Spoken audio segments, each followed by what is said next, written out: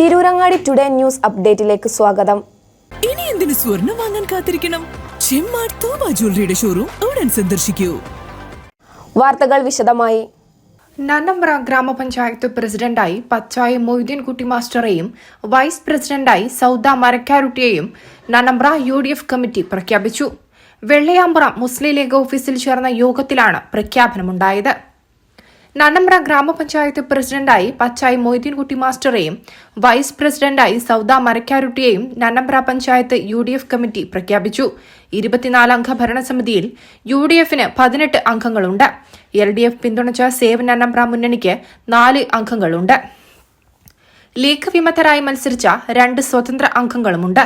UDF chairman NV മൂസക്കുട്ടിയാണ് പ്രഖ്യാപനം നടത്തിയത്.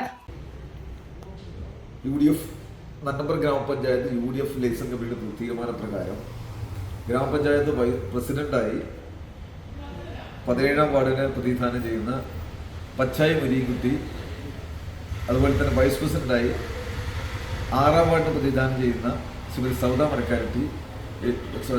മരക്കാരുട്ടിയും UDF Nannambra ഗ്രാമപഞ്ചായത്ത് കമ്മിറ്റി ഔദ്യോഗികമായി പ്രഖ്യാപിക്കുന്നു.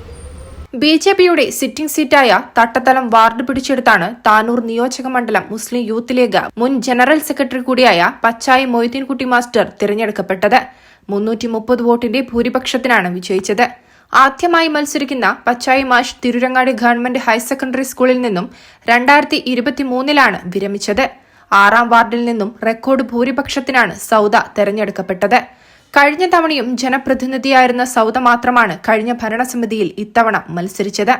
6ാം വാർഡ് മുസ്ലിം യൂത്ത് ലീഗ് പ്രസിഡന്റ് കൂടിയാണ് സൗദ.